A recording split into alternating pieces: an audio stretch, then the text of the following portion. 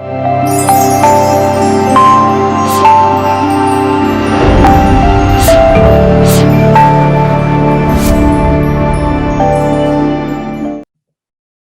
hello. Welcome to Achaibo Clinical Sunday Chat. I am delighted that you guys are here. I'm going to start off by welcoming our new members because I'm so excited about how the group is growing. I really am, you guys. If I could scream, I would, but I'll spare your ears. So, the reason why I'm excited is just because the information that we're putting out is definitely having an impact. I see that you guys are sharing it. And what I really enjoy are the comments and also some of the questions that you have. And please keep doing that. Tell this group tell other people about us if you're enjoying it. The purpose of this group is to inspire, uplift, and share great ideas. And so if you just joined, that's what we are about. There's no advertising. We literally work hard to bring you super, super information. If I can say that, that will transform your life. And that is what this is about. If you have not met me before, I can speak today, you guys. If you have not met me before, I'm Tengu Muna. I'm the CEO and founder of Achaibo Clinical, and I love to absorb invigorating, extraordinary ideas, test them, and share them with others. I enjoy that, and my passion is clinical trials and the Yoga Sutras of Patanjali, and because these are the things that have made a massive transformation in my life in the past 19 years or more. So today, I'm going to continue our series on the power of habits. We have talked about why habits are important. And then, of course, the first habit was meditation, and I explained it to you in a previous video. Before starting, I always read this quote, which I love so much, which kind of launches what our discussion is. Habit is the deepest law of human nature. No man or woman is stronger than his or her habits because his or her habits either build up her strength or decrease it. And this is from the Prosperity Bible. And the habits that I'm talking about here are the habits that cause yoga chitta vritti nirodha. And for those of you who have been here for a while, you've gone to YouTube, you've watched the whole series on Patanjali's 8-link path and how it can transform your life. What that means is it doesn't mean anything because you know what it is. And for those of you who just landed here, it's yoga is the cessation of the vrittis, which are the waves in your mind that are in your chitta, which is the lake. Your mind is the lake. And so you're restraining them. So you're calming your thoughts. You're becoming aware. You're becoming more conscious. So that's something new can comfort. So these habits are really about that. They're systems that I have used to calm my thoughts and to allow new ideas to pour forth.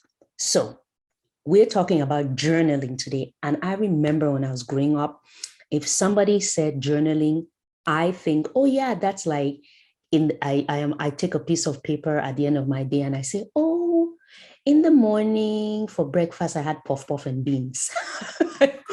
If you know what puff puff is, hey, you're good, right? Puff puff and beans in the morning or pap and beans. Gosh, you guys know where my mind is right now. I mean, I'm literally thinking about food. So that's what I thought. And then after that, I went out and played with friends, or I went to the market or something like that.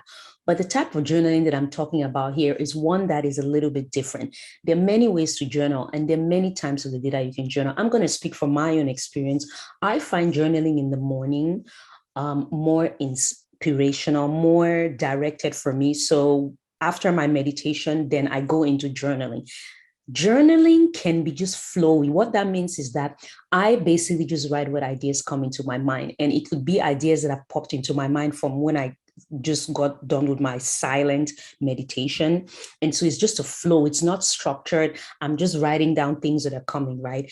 Then there was also structured journaling. And by that, I mean, maybe there is something that has been on my mind. I've been thinking about it and I want to bring it forth, or I want to resolve it. And then I write about it and how I'm feeling about it, right? And that is a sort of therapeutic journaling. There's some things that I'm struggling with and I just want to put them down. And then by putting them down, I might look at them in a completely different ways.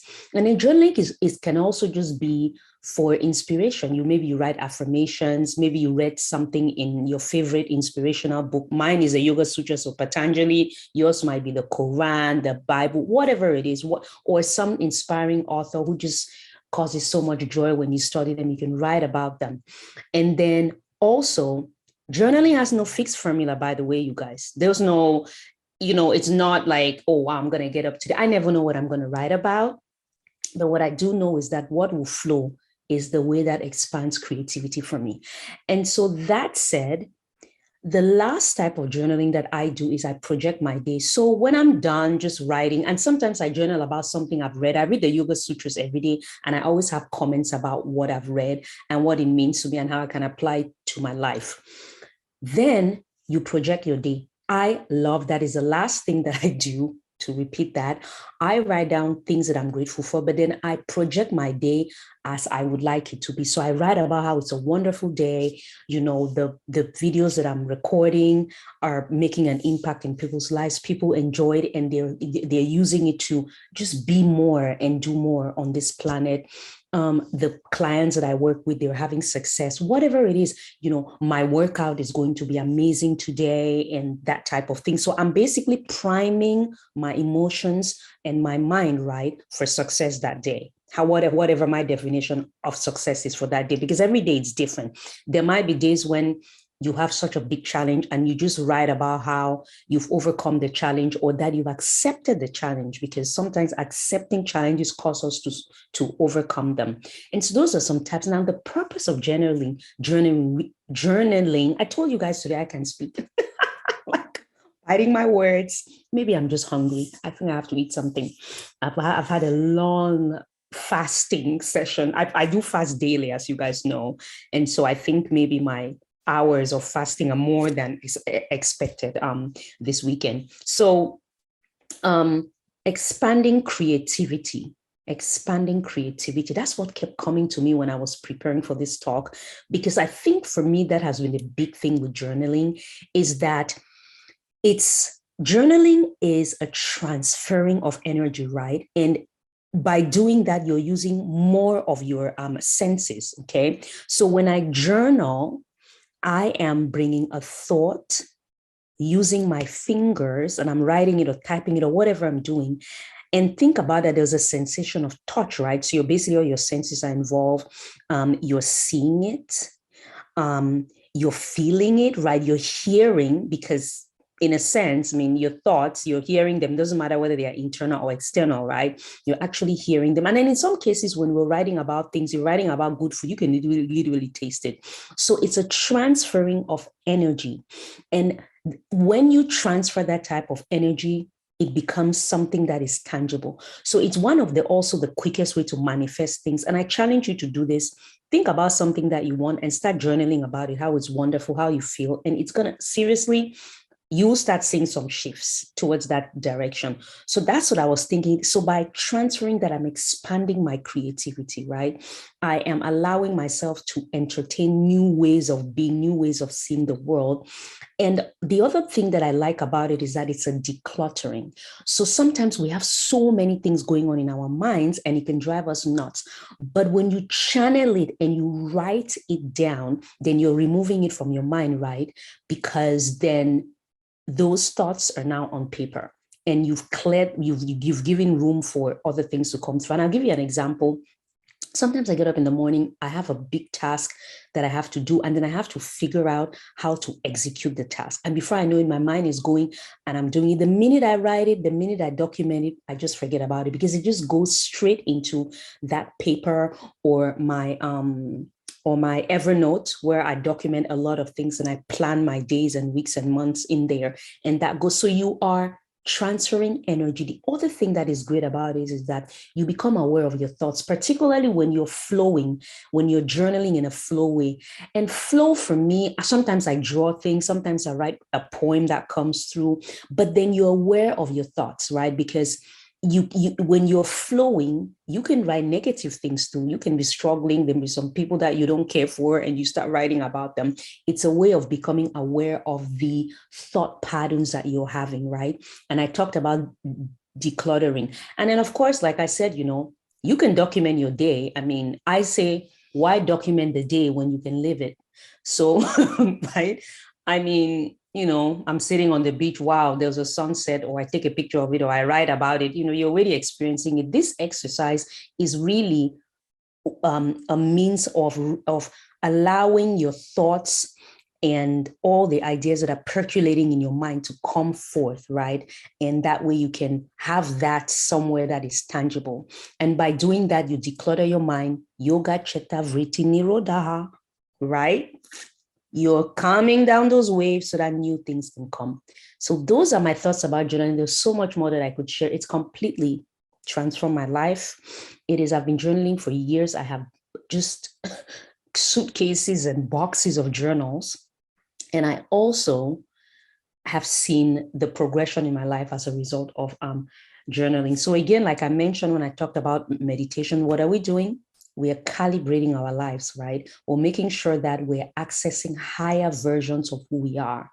Because if we keep living the same way that we're living, the same habits that we have, and there was no progress that is being made, then, what is the point, right?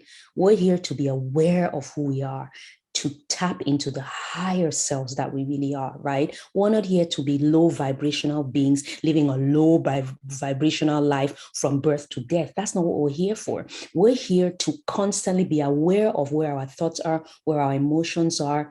That way, we can notice and then calibrate to the higher version of ourselves. And that is the journey ultimately, right? Yoga Chitta Vritti Nirodha, stilling of the mind, right? In the Yoga Sutras, it starts with Hatha Yoga Anushasanam.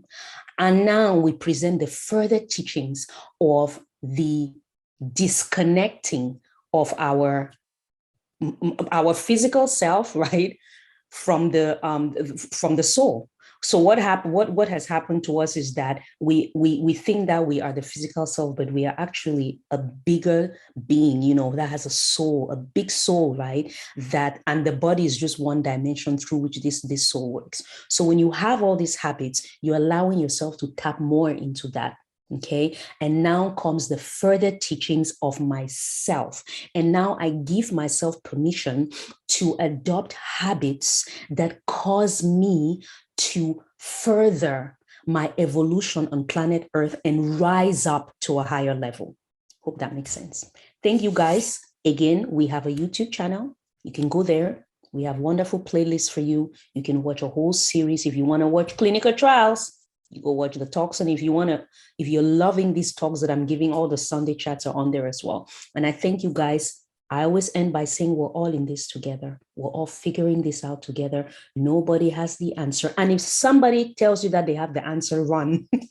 Because nobody has the answer. We're all figuring it out together. It just happens that I have had some things that have really transformed my life. And I think that, like everything else, not sharing knowledge is a disservice to humanity. So I'm sharing it with you guys, and hopefully it can cause you to be inspired and then take this information or information that you really have and impact somebody else. So thank you so much for listening, and I will see you guys next Sunday.